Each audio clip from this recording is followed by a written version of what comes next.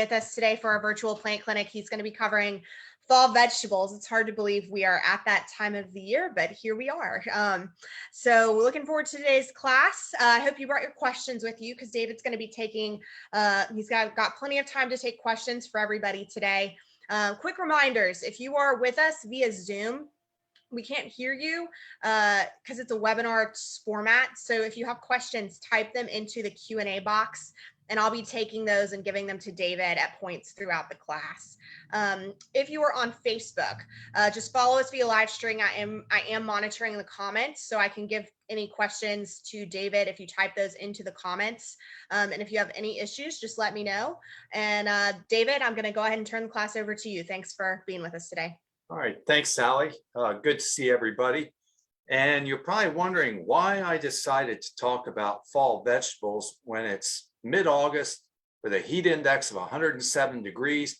And the good news is I think the temperature is still going up. My phone app says we'll see 100 degrees by 4 o'clock in the afternoon. So yeah, that's kind of an odd thing to be talking about, planting your fall vegetables under these conditions. But one of the things I'm going to put a lot of emphasis on this afternoon is the timing of, and this is kind of a little bit of the dilemma that we're talking about, because a lot of the vegetables that we're talking about today, they might require 12 to 16 weeks really to reach full maturity.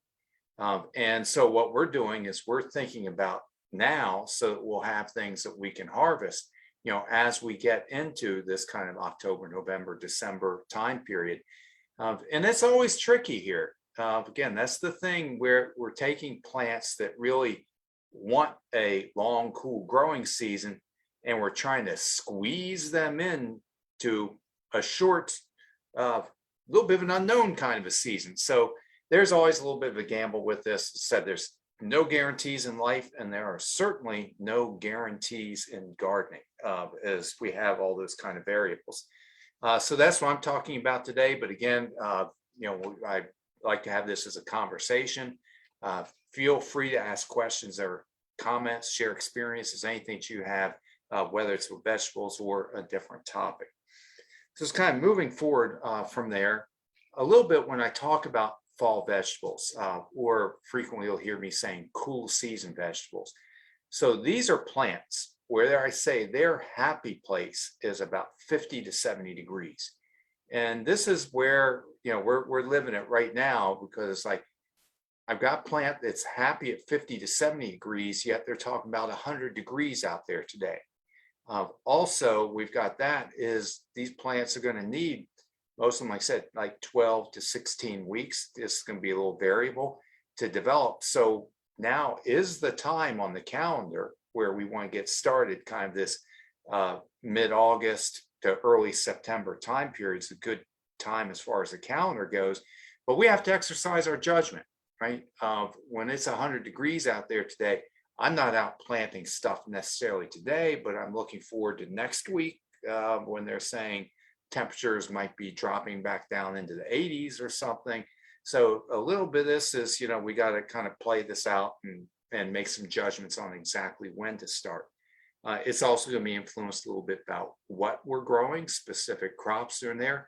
Are we starting with plants? Are we starting with seed? All these kind of things factor into it. We can also manipulate the environment a little bit.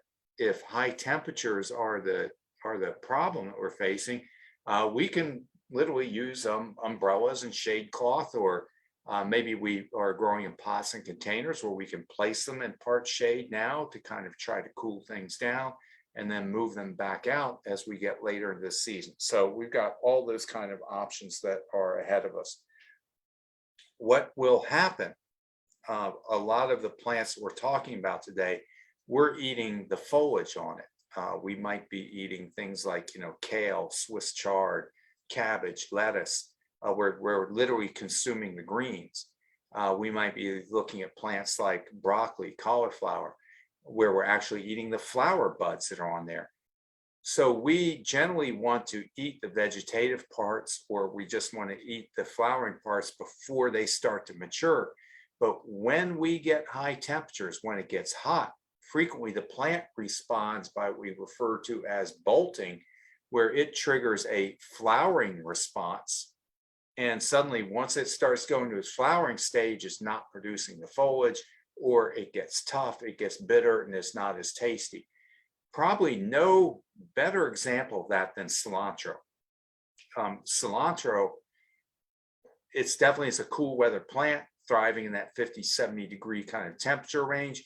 You just hit a few days where it's in the upper 80s or something, and boom, it triggers a flowering response, and it wants to go to flower and go to seed, which I guess you can use the seeds and flowers on, but you lose that tasty foliage. So again, that varies a little bit.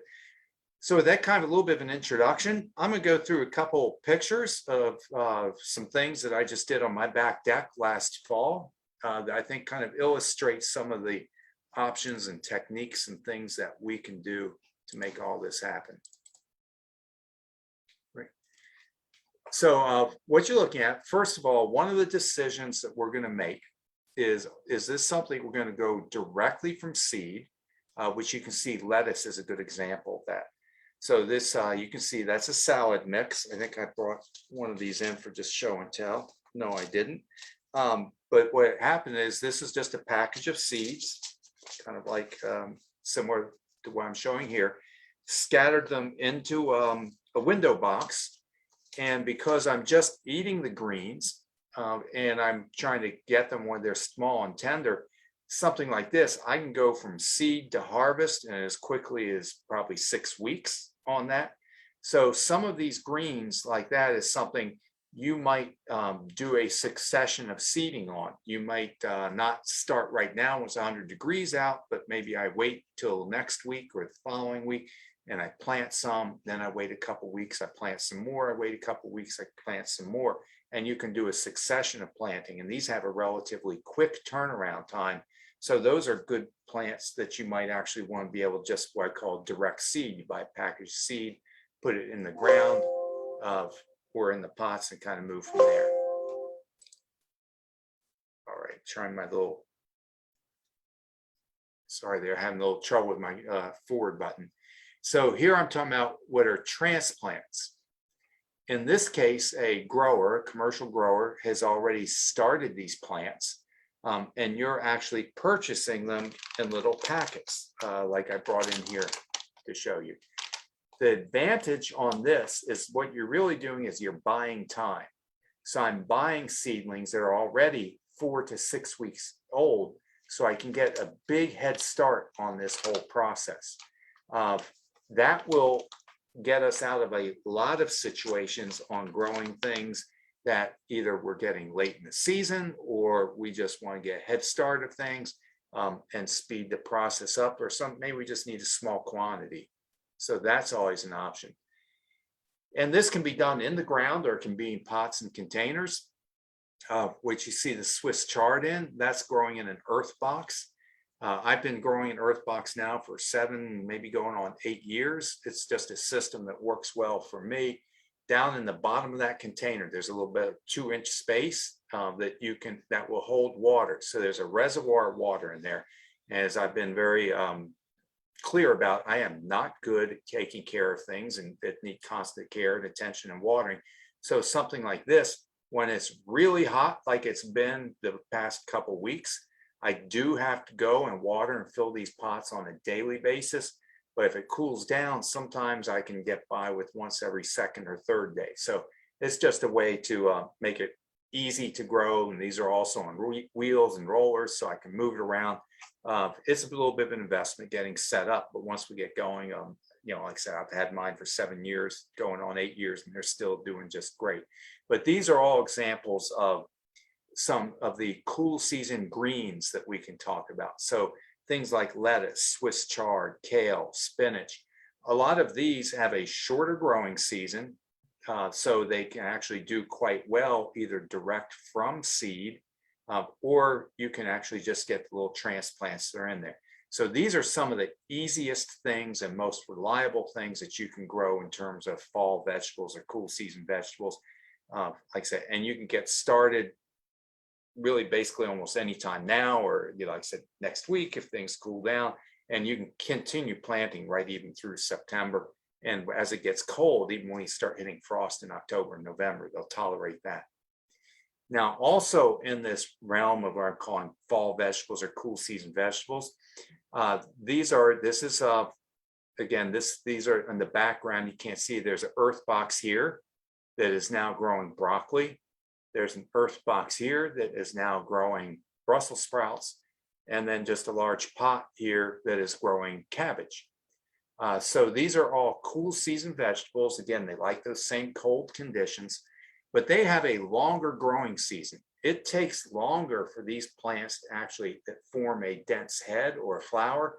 So if I want to grow broccoli, cabbage, cauliflower, any of these things that form a head, they're gonna have a longer growing season. And I really think you're too late to be talking about planting seeds.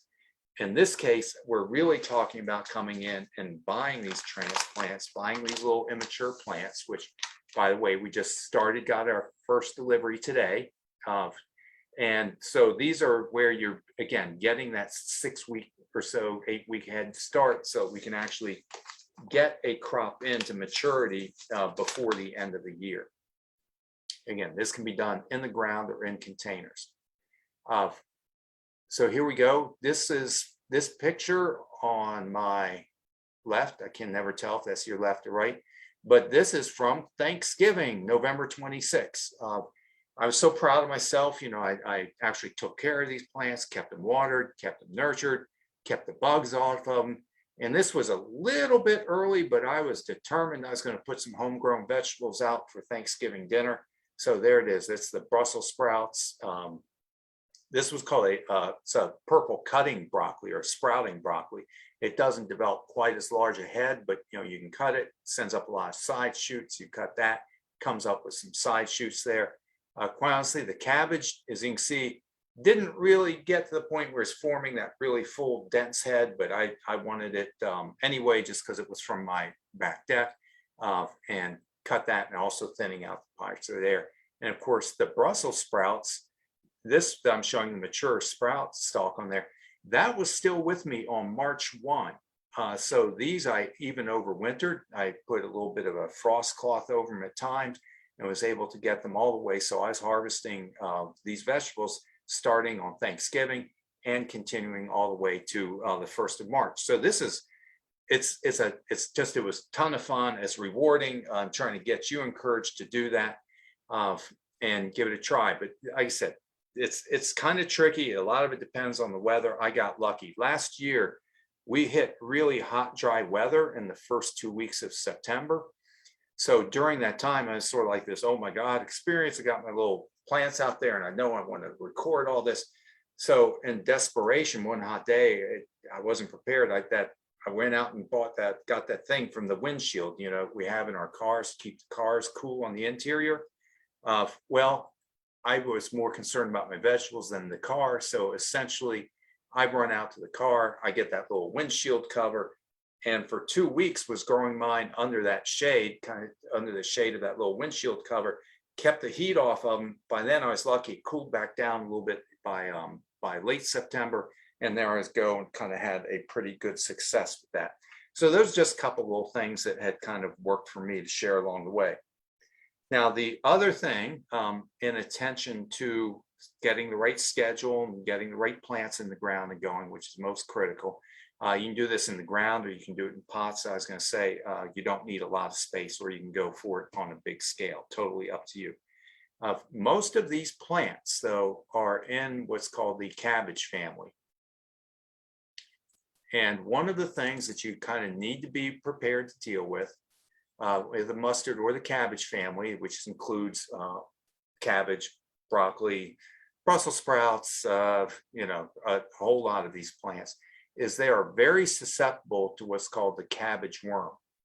You've probably seen these white butterflies with a couple brown spots in their leaves just fluttering around your garden, and they're actually pretty and they're attractive and stuff. But what they do is they seek out specifically plants in the mustard family. They lay their eggs there, and there's this cabbage worm. It's a light green, pale colored caterpillar. It's almost identical to the same color as the leaf. So they're very well disguised, and they've got this just ravenous appetite. and they will eat everything. So it requires what I call kind of this constant vigilance, where every single morning I was going out checking on these. And what you'll do is a lot of times you don't see the little caterpillar, but you start to see their poop. You start to see where they're eating a little around the edges of the leaf, and you look and you start to see little green pellets. And when you see that, you know they're in there somewhere. And I would go through and I would hand pick whatever I could and just toss them over the fence. But the other thing is you got to be prepared to deal with that. And I wanted to show you a couple products. So this is called Captain Jack's Dead Bug Brew. This is a very similar product. It's called Spinosad Soap. And I'm showing these to say, don't always get hung up on a particular brand name or something that's in there. The key is the active ingredient here, which is called spinosad. This is 100% organic. It was derived from a microorganism they found growing on an old rum site. I think somewhere it might have been down the Bahamas or whatever. It was cultured out of the soil and then put into production. So it is 100% organic, natural, approved for use on fruits and vegetables, and very, very effective on any kind we call lepidopteran pests like this cabbage worm, corn earworm. It's really effective. And so I had to, in addition to kind of monitoring temperatures and watering and going out and checking for caterpillars daily, whenever I saw evidence, I would spray them with the spinosad. That's going to be effective for somewhere in about a 5 to 7 day time period, but it doesn't last a long time. So I would just continue to check and monitor, and whenever I saw caterpillars showing up, then I would treat the plants at that time. So it's a commitment. And that's kind of, I guess, the message I'm trying to get out here today is really, you got to try this. It's fun. It's extremely rewarding. It's a challenge. You have to deal with all the vagaries that the weather sends our way, and you got to be prepared to deal with the cabbage worms as far as the pest goes. But it's time to do that once you get started. And with that, I'm going to just start entertaining any questions you might have about doing a fall vegetable garden. Thanks, David. We've got a lot of questions coming in. So before we start, just a quick reminder, if you are on Zoom, you can go to the registration page and hit reply to send us an email after the class if we don't get to your question. If you're on Facebook, please feel free to go to the contact us page on our website. That's really the best way to reach us, is by sending us an email. So first question is from Facebook. This is from a fellow Earthbox user. They want to know if we sell the Earthbox covers and the dolomite separately, or if we only sell the big kits at the store. That's a good question. I would say always, because I'm talking about 3 different stores and inventory changes daily. So call and check on availability before you actually make the trip. Most of the time, these come in what we call a recharge kit. Sounds like you're familiar with, where in that kit, you get the plastic cover, you get their fertilizer, and you get some dolomite with it. So we do try to keep the recharge kits in stock. Buying those individually, the answer is no. What I've done, and I'm just putting this out as one thought, is I use Garden Tone as the fertilizer in there. Garden Tone, again, is an organic fertilizer. It's poultry-based, manure-based. It's very similar in analysis to what you get with the Earthbox. So I kind of buy these things as needed. So I use the Garden Tone as my fertilizer. Of course, we do have lime, dolomite in small bags all the time that's available to you. The little plastic cover, that's a little bit more challenging. They do sell them separately, but the availability is hit or miss. I've done things where I kind of made my own little cover out of just old grocery bags. Quite honestly, that's what I did last year. This year, I just basically planted without the cover. If you don't have the cover on there, I think there is more evaporation, so it tends to dry out a little faster. I have to water more frequently. Again, it covers a nice thing, but it's optional. Thanks, David. All right, so we've got a few questions coming in about, I'll just go through these really quickly, about some vegetables that I know are usually planted in the summer. So right now, if someone wanted to start either watermelon or a second crop of beans, I think there was one other thing. Nope, I think that's it. Oh, or cilantro. Cilantro is cool season. Can people start any of those three now, or is it too late in the season? I guess cilantro is different. Yeah, but so I think you'd be hard pressed to get watermelon from planting to harvest this late in the season. It just has a longer growing season, takes longer for the melons to ripen. I think that's kind of a bit of a lost cause, but yeah, I always say, who knows? Again, our weather's so unpredictable, but I wouldn't personally bother with the watermelon. Beans, man, beans are like, I'm a huge fan of them because they will go from seed to harvest. You can get pick out of them in as quick as sometimes 45 to 60 days. So that is always a very quick turnaround. And if you wanted to plant, some bush beans or something right now, I think you could still plant bush beans today. And I still think you would get a harvest before the end of the year. Cilantro, I would actually hold off and wait just a little bit longer because, as I've mentioned, cilantro really does not fare well with hot weather. And just looking at the forecast the way it is right now, I might hold off even a couple more weeks and just kind of play that by ear a little bit, but definitely more like sometime in September. And whether I do early or mid or late September, that's a little bit of a guessing game depending on the weather. Thanks, David. Would you say corn's like watermelon? It's too late? Yeah, corn, I don't think you're going to be able to see it to harvest. Again, we never know when our average frost is. I look at it and say, if Okay. our average frost date's like October 20th, but really maybe we can go into November, depending on how the weather goes. But like corn and watermelon, I don't think you're going to make it. Okay. All righty. Thanks, David. Next question. Can you stop plants that are bolting by pinching off the flowers? Does that work? Not really. It may immediately, it may stop that, but really once, I think of it almost like a light switch, an on-off switch or something. Once that plant goes into its flowering mode, it's going to want to flower. And even if I pinch off those flowers, it's going to respond by producing more flowers, and I pinch them off. I mean, it wants to bloom at that point in time. And even if I'm pinching it, a lot of times the greens are just getting bitter and tough and not as good. So I use lettuce as an example. I can cut it back and can kind of get it to regenerate, regrow, but usually the lettuce is just not as good and tasty. Okay. So sometimes that you do, you try your best, but you got to take what nature gives you. A couple of questions back to the cabbage and the cabbage worms. Can you name or show the products again and tell me what the names are? Yes. So the key word I'm going to show you I'll spell it for you. Spinosad. So spinosad is really the key ingredient that's in here. So spinosad is incorporated into a lot of different products. And this is where this name gets crazy. So I pulled these particularly, there are two different ones. This is from Natural Guard, and it's a combination of insecticidal soap and spinosad.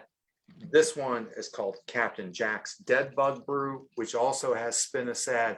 And I think I have about two other varieties on the shelf. So the key point here is something that contains spinosad, even if the name of the product might change. Okay, thanks, David. Will those chemicals affect butterflies? Yes. Specifically, like I said, this is very toxic to caterpillars. Now, to my knowledge, if we're talking about cabbage, broccoli, cauliflower plants in the mustard family, I think it's really just the cabbage worm. I don't know of any other butterflies that are feeding on them. But let me say, this is also, it's toxic to bees also. So it is an organic product.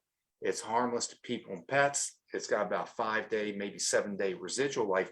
But you do need to be careful if you're spraying this around flowering plants, because you could inadvertently impact the bees or the butterflies. So these are all judgments that we got to kind of weigh on the specific situations, but I'm glad that we had a chance to talk about it. Got it. So that's something to keep in mind, because the butterflies and the bees are looking for flowering plants. So okay, that's good to know. Thank you. Will neem oil work versus the cabbage worm? Neem oil works, but it's not as effective. Neem Okay. oil has to contact the caterpillar, and a lot of times these are nooks and crannies and other hiding spaces. Doesn't have a long residual life, and by the way, neem oil is highly toxic to bees. Okay, so also toxic to bees. Right, so I'm just trying to put it out there because there's a lot of misinformation about pesticides, and I try to talk to you about so much of this has to do with your management decisions of spraying when the bees are not foraging, selectively which plants you're going into. And there's just a lot of times they're not real easy answers. They're choices that we all have to make. Is there a best time of day in general to spray those chemicals? Well, the bees are most active, during the daylight hours. So generally, we're going to say later in the evening, when there's not as much activity, or early in the morning. Again, with butterflies, it's the larvae that are feeding on some of the leaves and the foliage. My experience in growing these kind of fall crops, the only exception I'm going to say is plants in the carrot family, things like parsley, or carrots, because of course swallowtail larvae feed on those. So, but I don't have cabbage worms on them. So with cabbage worms, I feel pretty good about using spinosad and stuff because I really don't have bees and butterflies feeding on those particular plants. Okay, thanks, David. Next question. Last year, this person's kale and cabbage had a lot of white flies. Do you know what causes that and how to treat it? Yeah, that's a pest, white fly. It's white fly. I'm going to go back to neem now. In terms of natural controls, neem is probably the most effective treatment that I found for white fly. So that's a good route to go, spraying with neem oil. And/or, somewhat you can put sticky traps out, but those are limited value outside. They work inside the house plants. But yeah, I'd be looking at neem oil for trying to control white fly. Okay. Alrighty, let's see.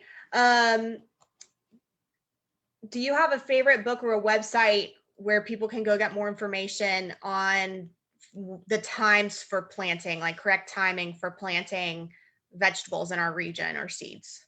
Yes. Good question. Your local cooperative extension program usually has very good guides for all of this. So here in Virginia, I'd say Virginia Cooperative Extension has a very good resource for that.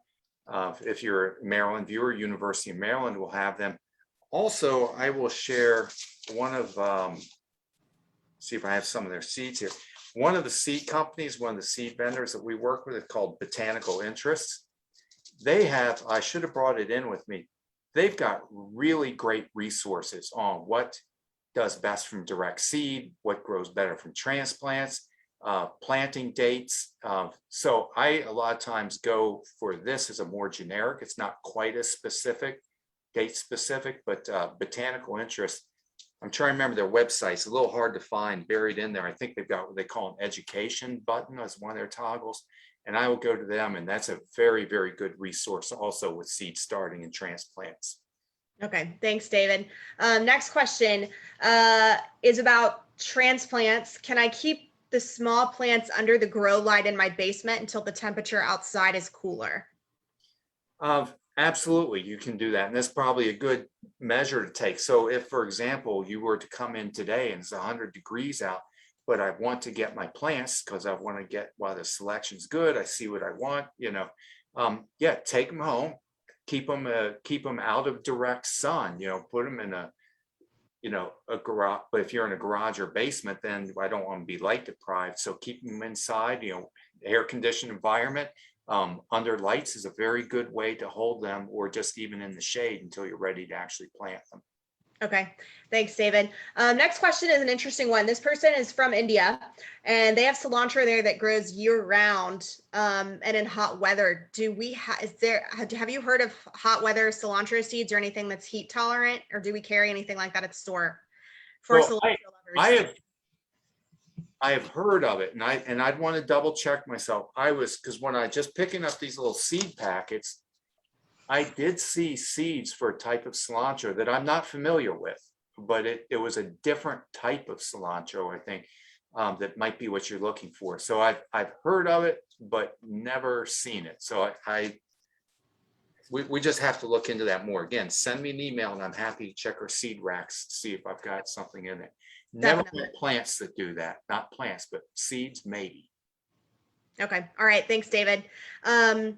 Okay, next question. So these are for a couple of people who are growing basil. One, is it too late to plant basil?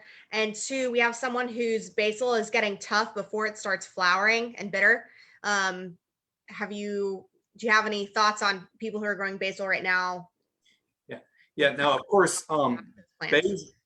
basil's extremely sensitive to cold temperatures. So what'll happen is, you can grow whatever basil you're able to between now and, let me say, like, mid-October.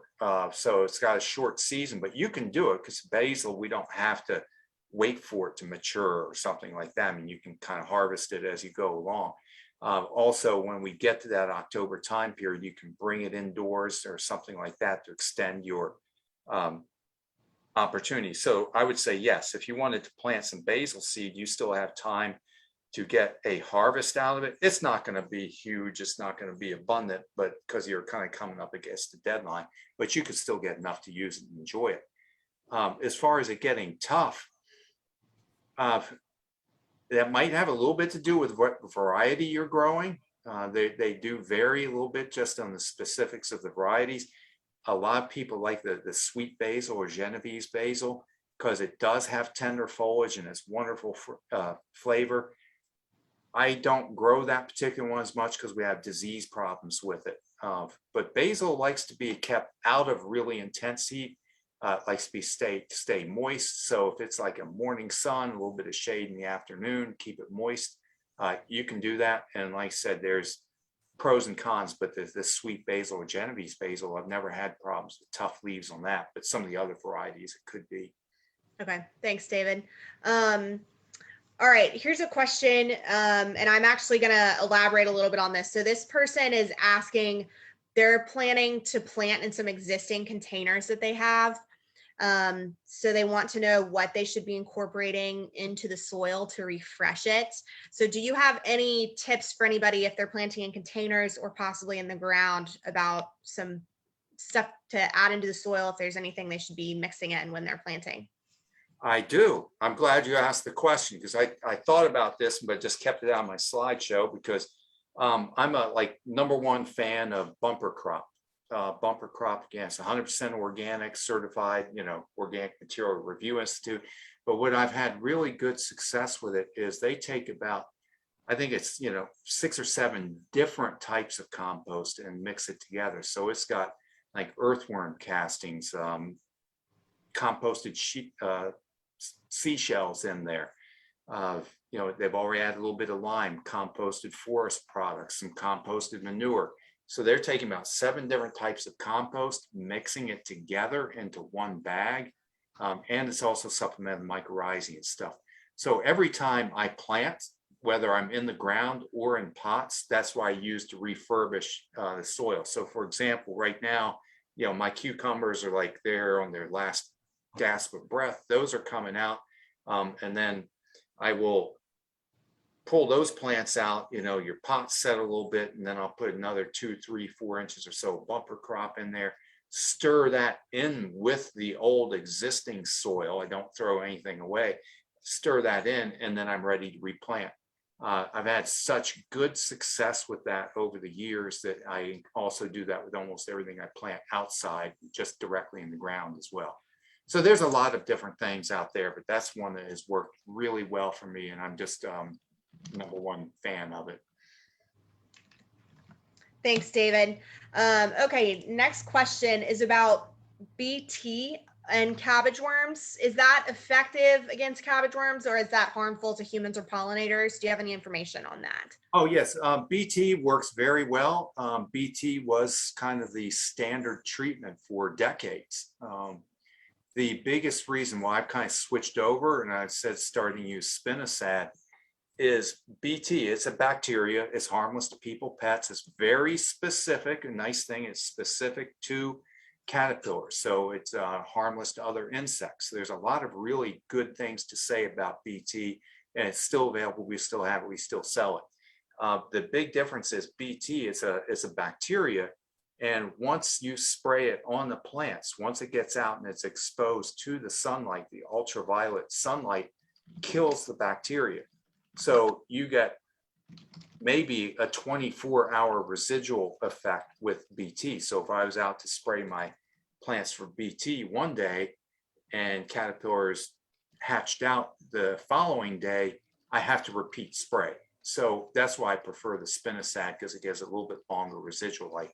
But they're both very good, legitimate, effective treatments. And we have both of them. Okay, thanks, David. All right, next question is back to neem oil.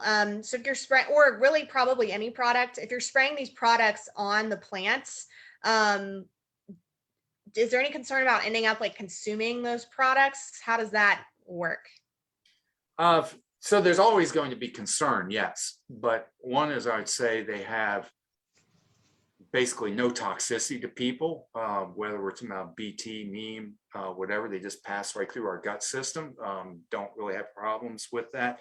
The other is a lot of these have a short residual.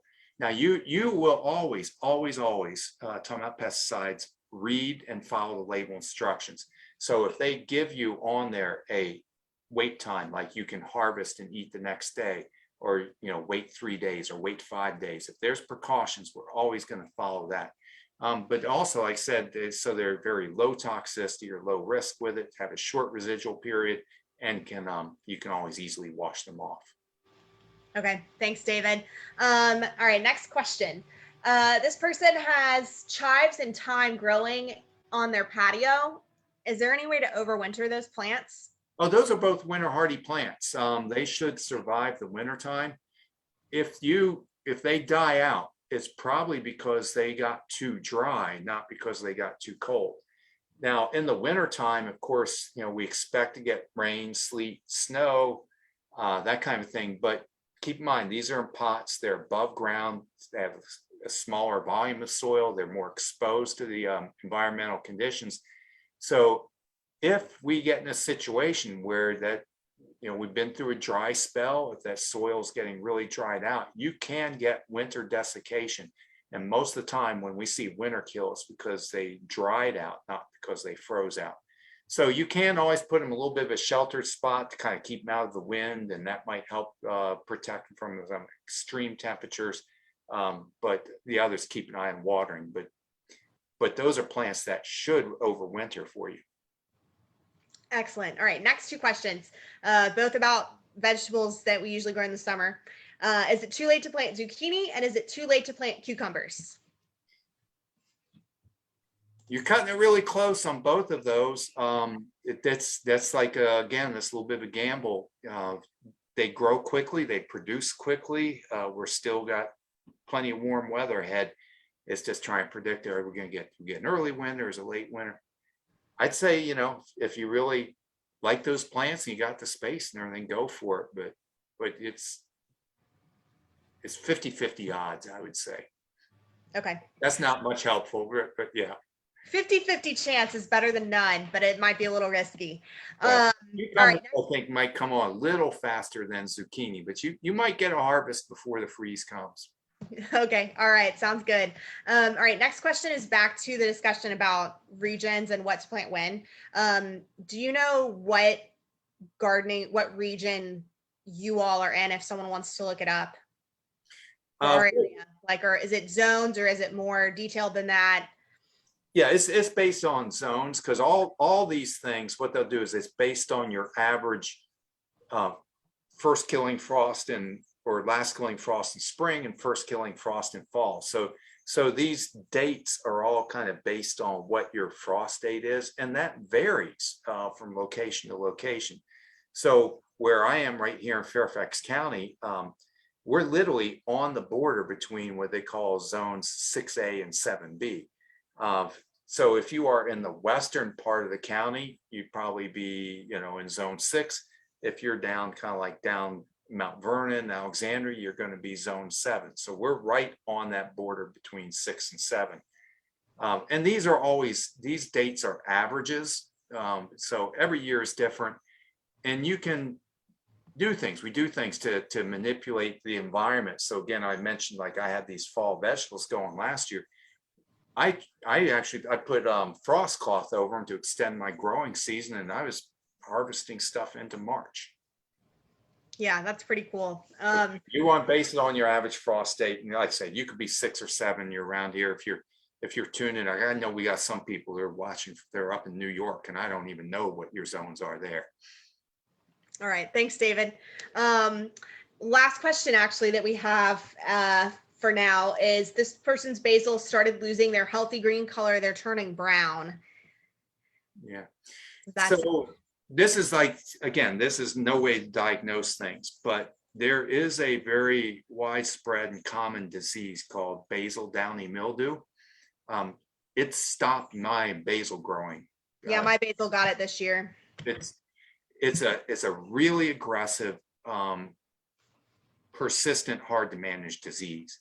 So that's part of why I say that. And the sweet basil, the Genovese basil, gets it most. The way you can tell is when you look at the leaf between the veins, it starts to get a little bit yellowing at the very first. Then it starts progressing to browning. If you flip the leaf upside down, you'll see this. It's almost purplish, kind of purplish gray mold that's on there. So what I do, I quit growing those basils, even though it's my favorite basil. And there are some disease-resistant varieties that are now available. And this just started in 2019 is when we finally got some disease-resistant varieties. So I grow a variety, it's called Amzael, Amzael, but you can't grow it from seed. It's vegetatively propagated. It's hard to find, and it's a tougher leaf and more pungent in its taste. So there's a lot of things, kind of, qualifiers that we might want to talk about and look at. But bottom line, I'm going to say, double check if you see this kind of moldy growth in the bottom, and that confirms you've got the Basil Downy mildew. I don't even try to fight it. I just go towards looking for disease-resistant varieties. And the varieties can be a challenge to find, but we do sell them. But again, the availability is hit or miss because it's hard to keep enough in supply. All righty, thanks, David. Let's see. That is the last of our questions, and we've got about 2 minutes left before our scheduled end time. So do you have anything you'd like to cover before we close for the day? Yes, I'm going to give you guys an update on a little experiment that I told you about this back in March.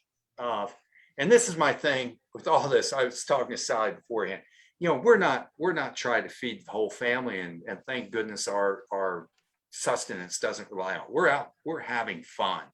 And how your success, or how you measure success and failure and all, at the end of the day is, hey, what do you learn? What do you get the experience, and just enjoy it. So I really want you to try some of these things and just learn in the process and enjoy it. So back in, I think I started this little thing back in February or something, February, the first part. Yeah, I wanted to just try my hand at what they call winter sowing. And I've never even heard of growing potatoes from what they call a true seed.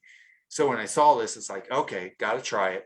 So this is a little package of potato seeds that I bought. I opened up, I had 12 seeds in there, and I potted them up inside this milk jug and set it out there in the middle of winter. Lo and behold, that worked. I successfully germinated some little plants, got them going, plant them in the ground, and then just this past weekend on Monday, went out to claim my big harvest. And I put this on Facebook, kind of got some laughs out there. This was, I have to tell people, this was a salad plate. It looks like more in the picture than it did in real life. So I got a salad plate of little potatoes out of this. If you were basing it on time and energy spent and productivity in the process, I get an F. But if you get something just in fun and satisfaction and learning quite a bit along the way, then I get an A. So I told you guys about that back, I think, in March, and that's my update on that. And also, It says great idea, but it sounds like some very expensive potatoes. oh yeah, you don't, this, even when I was doing, you only do it for the experience. There's Fun. no economic, logical, sensible, no reason you would want to do that other than just because you wanted to do it. That's great, David. That reminds me of the time my family and I went shrimping and caught 7 shrimp. So Yeah, but the 7 best shrimp of your life. they were great. We caught them ourselves. All right, David, thank you so much. We look forward to seeing you all in about 2 weeks. Keep an eye out. No, Wait, you're on vacation in 2 weeks? right, 4 weeks. That was the other I'm announcement. so sorry to anybody I said we're meeting on August 26th. David is going on vacation, much deserved. So we will be back in a month. So once fall is closer. So keep an eye out on your email inboxes for our upcoming schedule. We also have our fall classes resuming at the beginning of September. So just keep an eye out in your email. Those classes are going to start going up on the website really soon. So thank you all so much for joining us today. And David, thanks for taking the time to talk vegetables with us. All right, always happy to do it. Have a good day. Bye, guys.